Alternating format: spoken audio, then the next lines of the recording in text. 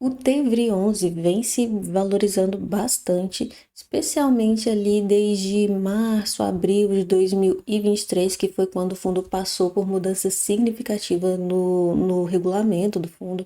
Deixou de ser um fundo de gestão passiva, deixou de ser um fundo de agências bancárias. O fundo chegou a ter uma valorização de 55,30% de lá para cá. Já tem 32% de valorização, bem diferente do que aconteceu aqui, por exemplo, em 2021, quando o fundo teve uma queda brusca de mais de 24%. O que aconteceu? Em 2021, houve um problema de conflito de interesse atível, que era do Banco Votorantim, que tinha parceria com o Banco do Brasil, renovou o aluguel dos imóveis do fundo, que, por sinal, eram contratos atípicos, inclusive antes do vencimento, e isso fez com que os rendimentos do fundo caíssem. Dá para a gente acompanhar aqui no gráfico, por exemplo, o fundo tinha distribuído em julho de 2021 R$ 1,08 e simplesmente no mês seguinte, em agosto, distribuiu 82 centavos. E não é que era um rendimento não recorrente,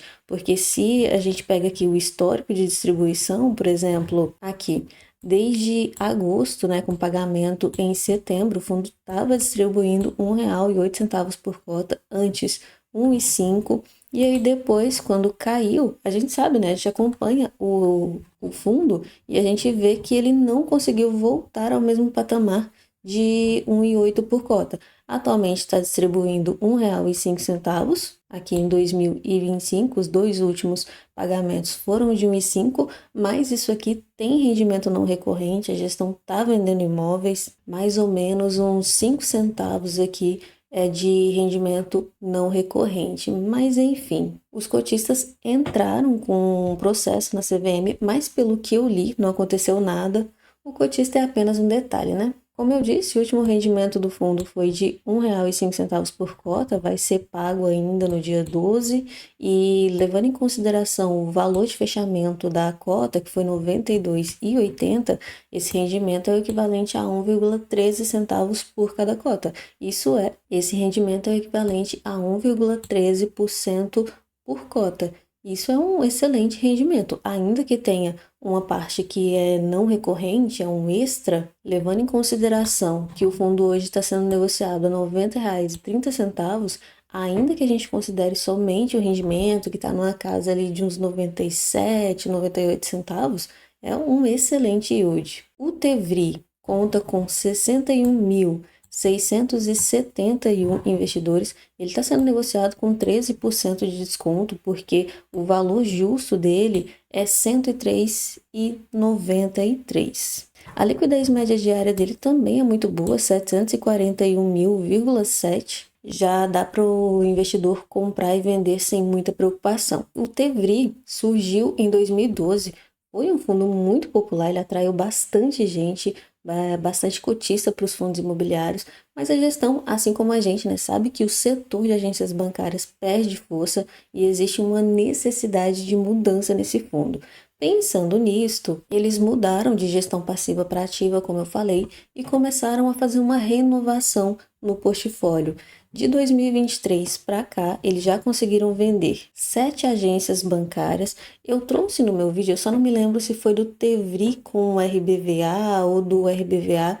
Eu trouxe uma notícia de que as incorporadoras, elas estão muito interessadas nessas agências bancárias, especialmente as que estão ali localizadas em São Paulo, porque não existe muita oferta, né, de terrenos, de imóveis. Então, esses imóveis, eles podem facilmente serem transformados em um residencial, por exemplo, e as incorporadoras têm optado por comprar. E a gente vê isso sendo corroborado, né? Porque o Tevri está vendendo bastante imóvel, o RBVA também está conseguindo vender, e todos eles com lucro. Olha só, o Tevri, ele vendeu os imóveis deles com uma média de 41% acima do valor justo desses imóveis. Essas 7 vendas geraram um total de R$ 2,69 de lucro por cota.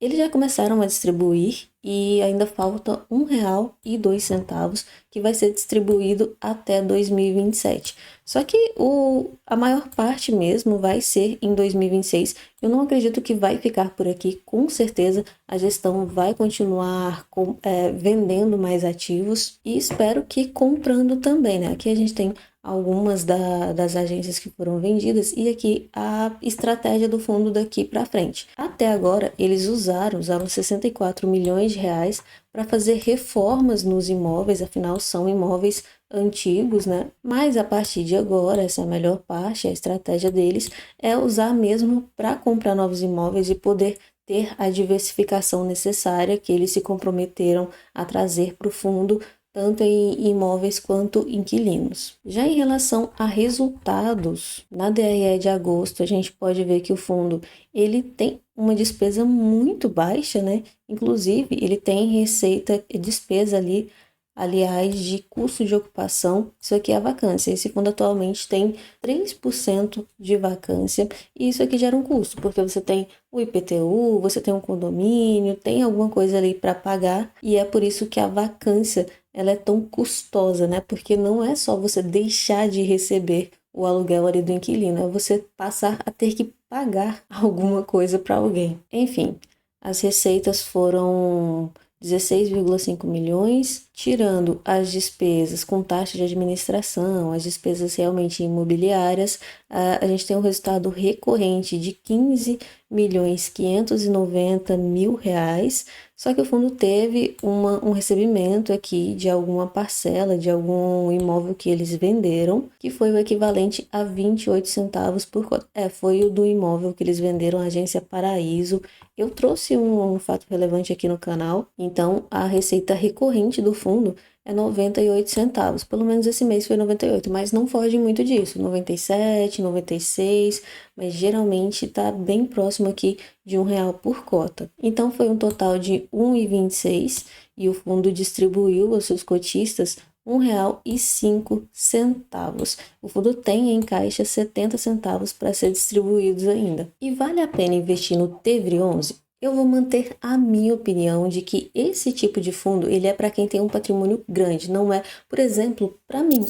Eu tenho uma carteira muito pequena, muito concentrada, não faz sentido. Também não é para quem não gosta de conflito de interesse, né? Como eu acabei de mostrar, houve um problema que eu considero minimamente irrelevante. A Tível, para mim, ela tem um problema que é o RI, eles não respondem. O canal deles aqui no YouTube, por exemplo, tem os comentários desativados. Eu acho isso feio por parte da gestão, porque mostra que eles não querem muita proximidade com os cotistas, sabe? Mas essa é a minha opinião. Deixa a sua opinião aqui nos comentários. Aproveita também para curtir esse vídeo, compartilha, se inscreve no canal. Se você quiser ser membro FIA em Foco, você vai ter algumas vantagens. Dá uma conferida para você ver e, bom, no mais, a gente se vê no próximo vídeo.